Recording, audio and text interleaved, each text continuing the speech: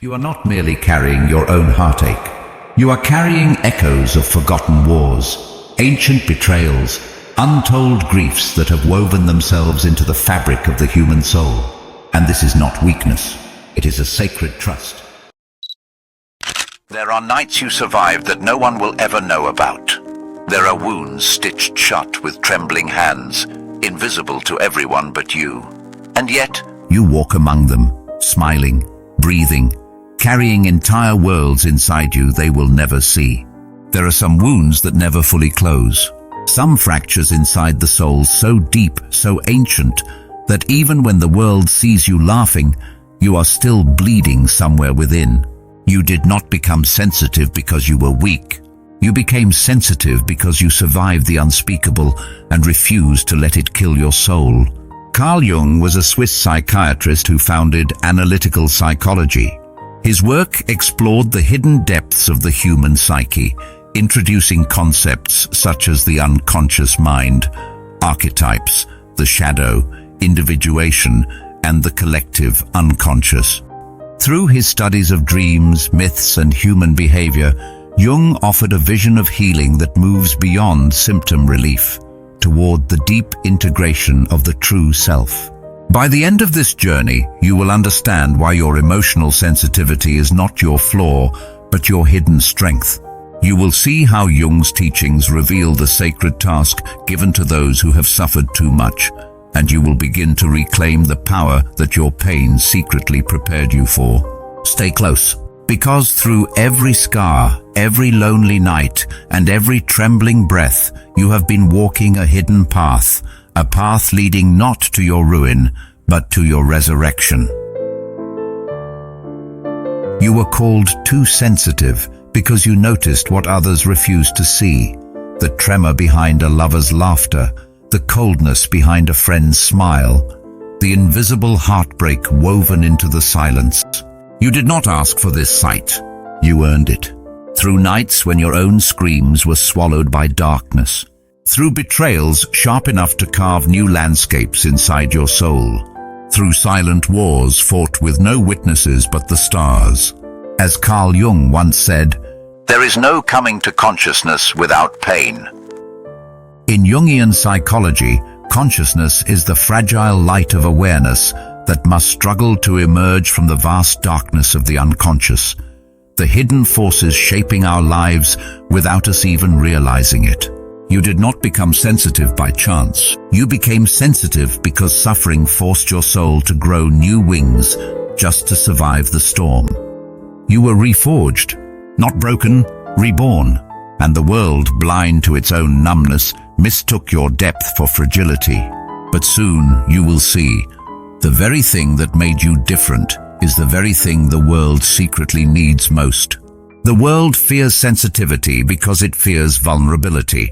It fears the mirror that sensitive souls hold up, a mirror that reflects the hollowness behind its applause and its polished strength. And so it tries to harden you, to teach you numbness as a form of survival. But something ancient inside you refuses, something sacred, because your soul remembers a deeper truth, one that Carl Jung devoted his life to revealing. The most terrifying thing is to accept oneself completely. You are terrifying not because you are weak, but because you have refused to amputate your humanity. Breathe. Feel that. Let it burn through you. You are the wounded healer, the seer, the silent prophet, the one who stands at the crossroads while the rest of the world hurries by. You are the one who still feels the knife twisting in the silence when others call it normal. You are the one who still hears the child sobbing beneath the weight of polite smiles. You are the one who still sees the loneliness hidden beneath the trophies and the applause. And if you have ever been made to apologize for that, hear me now, you are not broken. You are the mirror they fear. You are the soul they have forgotten how to be. Close your eyes if you can. Breathe in the truth of your survival. Breathe out the shame they taught you to carry. Feel the weight you have borne. Feel the wars you fought without witnesses. Feel the trembling, magnificent light still burning in you. You survived not to become hard, but to become holy. Carl Jung understood what few have dared to accept. Pain is not just an injury to the soul, it is an initiation. In Jungian thought, an initiation is a transformative passage, a descent into darkness that prepares the soul for a greater rebirth. In his words, "Only the wounded physician heals." your wounds are not your disqualifications. They are your credentials. But what if I told you your suffering was never senseless, that it was shaping you into something the world has almost forgotten how to become? Stay with me, because soon you will see the parts of you that ache are the parts of you that are closest to the divine. You were taught to see your suffering as a stain, as a flaw, as a sign that something inside you was broken beyond repair. But Carl Jung saw it differently. He understood that suffering is not the death of the soul, it is the beginning of its true life. Jung himself did not merely theorize about pain from a clinical distance. He lived it. He endured terrifying descents into the unconscious, facing visions and fears so overwhelming that they nearly tore him apart. And from those depths, he returned with a revelation. Healing is not about erasing pain. It is about entering it, making meaning from it, and emerging transformed. At the center of Jung's vision is the concept of the shadow, the hidden side of the psyche, containing all the emotions, instincts, and potentials we repress, deny, or fear. According to Jung, the shadow is not evil by nature. It is simply the unlived life, the parts of ourselves that have been banished to the unconscious because we deem them unacceptable. True healing, Jung taught, comes not from pretending these parts do not exist, but from facing them, understanding them, and integrating them into consciousness. In his words, "One does not become enlightened by imagining figures of light, but by making the darkness conscious." you suffer not because you are weak. You suffer because your soul refuses to amputate its own depths. Every heartbreak that cracked you open, every betrayal that splintered your trust, every night you spent staring into the blackness, wondering if you would ever feel whole again. These were not detours. They were the fire of transformation. The alchemists of old believed that through intense fire, base metals could be transmuted into gold. Carl Jung loved this metaphor, not as fantasy, but as sacred psychological truth. He taught that when the soul is placed under fire, it does not simply burn. It becomes molten, reshaping itself into something it could never have become without the trial. The parts of you that fractured under sorrow were not destroyed. They became molten, pliable, alive, reshaped by a heat you did not choose, but somehow survived. And now, deep within you, there is gold where once there was only raw stone. You carry a resilience that no one can see, but that the universe recognizes. You carry a wisdom that could only be forged in darkness. You carry a tenderness that no bright, easy life could ever have taught you. Pause. Breathe. Ask yourself, what parts of myself have I called broken when perhaps they were simply still in the fire? What wounds have I mistaken for failures when perhaps they were sacred openings? In the alchemy of your suffering, you are being reforged. You are not less because you feel more. You are more because you dared to stay open while the world tried to shut you down. You are not delicate because you suffered. You are devastatingly strong, not in the brittle way the world defines strength, but in the ancient, aching way that only souls who have tasted real sorrow can embody. You are strong because you allowed yourself to be broken open and you refused to close again. You are strong because you kept feeling, even when feeling almost killed you. You are strong because you chose life over numbness. Carl Jung reminds us, "The shoe that fits one person pinches another. There is no recipe for living that suits all cases." your path was never meant to fit the narrow shoes the world offered you. Your soul demanded something fiercer, something lonelier, something more true. And so it led you through suffering, not as punishment, but as initiation. You are becoming something the world cannot yet recognize, but soon you will. And when you do, you will stop apologizing for the fires you have walked through. You will stop shrinking your knowing to soothe their forgetting. You will realize that you were not made to fit into their dreamless sleep. You were made to awaken something that even they have forgotten they lost. There is a particular kind of loneliness that only those who have suffered too much can understand. It is not the loneliness of empty rooms or unanswered calls. It is the loneliness of carrying an ocean inside you while living in a desert. It is the loneliness of feeling everything in a world that has forgotten how to feel at all. Carl Jung understood this loneliness intimately. He taught that true loneliness does not come from being physically isolated, but from being unable to share the things that seem most important to the soul. In his words, Loneliness does not come from having no people about one, but from being unable to communicate the things that seem important to oneself. you are not lonely because you are unworthy of connection. You are lonely because your soul speaks in a language the world has forgotten how to hear. Stay close, because by the end of this part, you will see that your loneliness is not your curse, it is your calling. The world is busy with noise but starving for meaning. It performs connection while starving for real presence. You who feel everything crave what the surface cannot offer. You long for conversations that strip the soul bare. You hunger for encounters where masks fall away and something trembling, something holy, passes between two hearts. But you live in a world that fears depth, that trembles before vulnerability, that hardens itself against feeling. And so you walk through crowds feeling like a ghost among the living. You sit at tables surrounded by laughter and feel the quiet ache of absence. You are not imagining it. You are not broken. You are not too much. You are simply awake in a world that has chosen sleep. You were never meant to fit into a world addicted to surfaces. You were meant to feel the cracks in its foundation, the unspoken sorrow buried beneath its noise. Carl Jung taught that each individual is connected to a deeper layer of existence that he called the collective unconscious, the shared reservoir of memories, instincts, and archetypes inherited from the whole of humanity. According to Jung, the collective unconscious is not personal. It is universal, shaping our dreams, our fears, our longings in ways we can hardly see. When you ache without knowing why, when you dream of things you have never lived, when you mourn for a brokenness you have never personally touched, it is because you are feeling the weight of the collective unconscious stirring within you.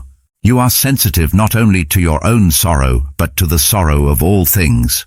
You are not merely carrying your own heartache. You are carrying echoes of forgotten wars, ancient betrayals, untold griefs that have woven themselves into the fabric of the human soul. And this is not weakness. It is a sacred trust.